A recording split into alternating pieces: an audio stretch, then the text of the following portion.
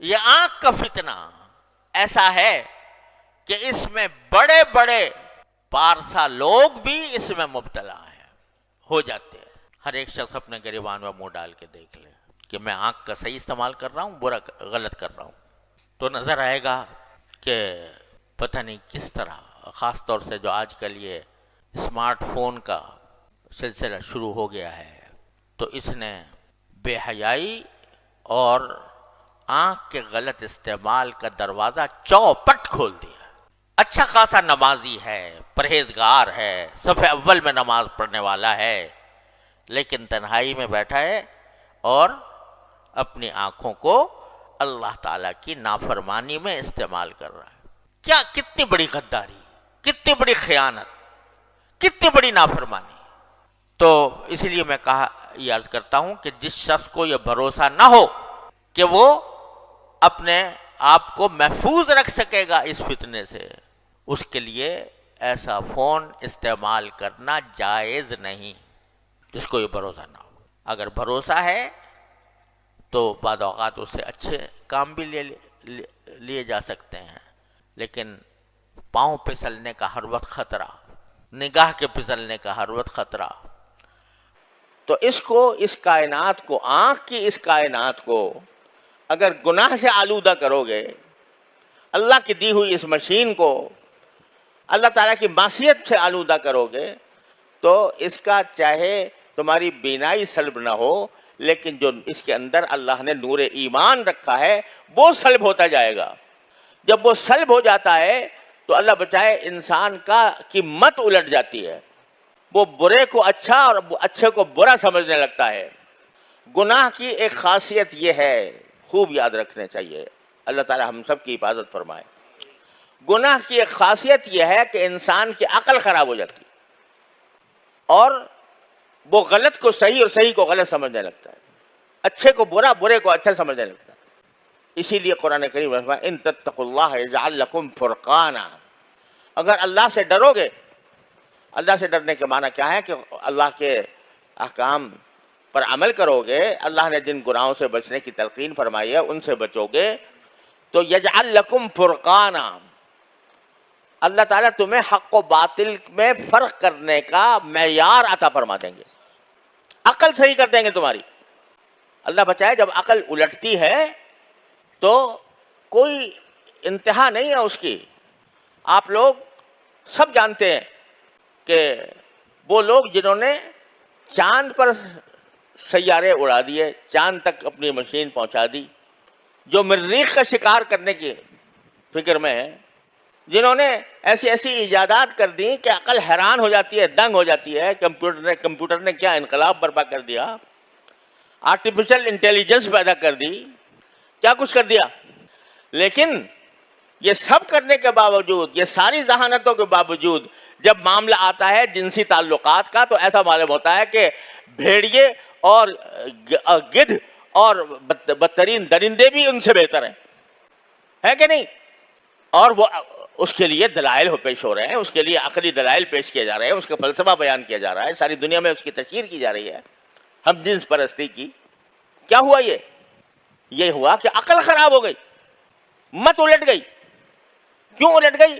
اس لیے کہ جب فسق و فجور میں بڑھتا چلا گیا تو اللہ نے چل تو بھی دیکھ، تو کتے بلی سے زیادہ تیری حماقت اور تیری بے عقلی کتے بلی سے زیادہ ہو جائے گی۔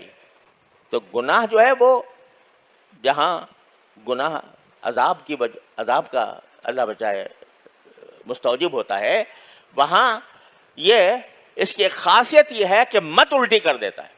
تو جب نگاہ کو اللہ تبارک و تعالیٰ کی اس نعمت کو صحیح طریقے سے استعمال کیا جائے تو یہ انسان کے لیے معرفت خداوندی کا ایک بڑا عظیم راستہ ایک منظر سے وہ لطف لیتا ہے، ایک منظر سے اللہ تبارک و تعالیٰ کی قدرت و حکمت کو دیکھتا ہے۔ تو یہ ایسی چیز ہے اللہ تعالیٰ نے دی ہے ہمیں، مفت دے دی، لیکن کچھ چیزوں سے منع کیا کہ بھائی اس سرکاری مشین کو جو تمہیں مفت میں دے دی گئی ہے، اس کو ناجائز استعمال نہ کر، اس کو گناہ کے کام میں استعمال نہ کر۔ گناہ کے کام مثلا یہ فرما دیا کہ کسی نامحرم کو لذت لینے کے لیے اس کو دیکھنا یہ منع ہے، یہ گناہ کی، یہ نگاہ کا فساد ہے کہ نہ کسی نامحرم کو، مرد کسی نامحرم عورت کو دیکھے لذت لینے کے لیے، یا عورت کسی مرد کو، نامحرم مرد کو دیکھے لذت لینے کے لیے، یہ چیز ہے جس کو منع کرتے۔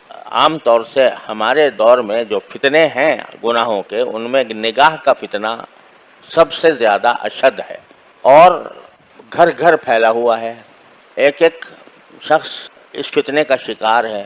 پہلے نگاہ کے غلط استعمال کرنے کے لیے کچھ کرنا پڑتا تھا، کہیں باہر جانا پڑتا تھا۔ کسی کو سنیما دیکھنے کا شوق تھا تو سنیما گھر میں تو ملتا نہیں تھا، لائن لگا کے ٹکٹ لے کے جاتا تھا۔ اب نہ لائن لگانے کی ضرورت، نہ ٹکٹ دینے کی ضرورت، نہ گھر سے نکلنے کی ضرورت، موبائل میں سب کچھ موجود ہے۔ لہذا یہ فتنہ شدید سے شدید تر ہوتا جا رہا ہے۔ اور خوب سمجھ لیجئے، اللہ تعالیٰ مجھے بھی سمجھ عطا فرمائے، آپ حضرات کو بھی عطا فرمائے، کہ نگاہ کا غلط استعمال جو ہے وہ نور ایمان کو سلب کر لیتا ہے۔ اللہ بچائے۔ ایمان کا ایک نور ہوتا ہے، عمل صالح کا ایک نور ہوتا ہے، اللہ جل جلالہ کے قرب کا ایک نور ہوتا ہے، اور نبی کریم سرورت عالم صلی اللہ علیہ وسلم نے دعا مانگی ہے اس نور کی۔ صبح کو فجر کی نماز کو جاتے ہوئے جو آپ دعا فرماتے تھے وہ اللہم اجعل فی قلبی نورا وفی بصری نورا وفی سمعی نورا وفی لسانی نورا وعن یمینی نورا وعن شمالی نورا ومن فوقی نورا ومن تحتی نورا۔ کوئی چیز چھوڑی نہیں جس میں نور نہ مانگا ہو۔ یا اللہ مجھے میرے دل میں نور دے دے، میرے آنکھوں میں نور دے دے، مجھے میرے کانوں میں نور دے دے، میرے بصر میں نور دے دے، میرے دائیں نور دے دے، میرے بائیں نور دے دے، میرے آگے نور دے دے، میرے پیچھے نور دے دے، میرے اوپر نور دے دے۔ یہ کاہے کا نور؟ ایمان کا نور، تصدیق کا نور، قرب الہی کا نور، تعلق مع اللہ کا نور۔ یہ نور ایمان کے اندر، ہر صاحب ایمان کے اندر ہونا چاہیے۔ اس لیے صبح صبح رسول کریم صلی اللہ علیہ وسلم یہ دعا مانگتے ہیں کہ مجھے دے دیجیے۔ اب یہ نور جو ہے نا، یہ تو گناہ کے ساتھ جمع نہیں ہوتا۔ گناہ بھی کرتا رہے آدمی اور نور بھی ملتا رہے ایمان کا، یہ مشکل ہے۔ حضرت امام شافعی کا کہ شعر مشہور ہے، کسی استاد سے کہا، خود امام شافعی نے اپنے استاد بکی ابن جراح رحمۃ اللہ علیہ سے، امام شافعی کے استاد ہیں بکی ابن جراح، تو کہتے ہیں خود امام شافعی شعر میں کہ شکوت الی بکیع سوء حفظی فاوصانی الی ترک المعاصی۔ جب میں نے کہا میرا حافظہ کمزور ہے تو حضرت بکی نے جواب میں کہا کہ گناہ چھوڑ دو تو حافظہ کبھی ہو جائے گا۔ کیوں؟ فإن العلم نور من الہ ونور اللہ لا یعطی لعاصی۔ کیونکہ علم جو ہے یہ اللہ کی طرف سے ایک نور ہے، اور یہ اللہ کا نور کسی نافرمان کو نہیں دیا جاتا۔ تو معلوم ہوا کہ گناہ جو ہے وہ انسان کے دل سے ایمان کے نور کو سلب کر لیتا ہے۔ اب کیا مطلب ہے اس نور کے سلب کرنے کا؟ کہ جب ایمان کا نور قلب میں پیدا ہو جاتا ہے، اللہ تعالیٰ اپنی رحمت سے ہم سب کو عطا فرما دے، تو پھر انسان جو ہے وہ اس کا خود طبعی میلان وہ طاعات کی طرف ہوتا ہے، عبادات کی طرف ہوتا ہے، اللہ تعالیٰ کے احکام کی تعمیل کی طرف ہوتا ہے، اور گناہوں کی طرف جو رغبت ہے وہ کم ہوتی چلی جاتی ہے۔ جتنا جتنا ایمان کا نور بڑھے گا اتنا ہی گناہوں سے نفرت پیدا ہوتی ہے۔ السلام علیکم جی دوستو، آپ نے دیکھا اور سنا شیخ مفتی تقی عثمانی صاحب حافظہ اللہ کو کہ شیخ مفتی تقی عثمانی صاحب حافظہ اللہ کیا بیان فرما رہے تھے۔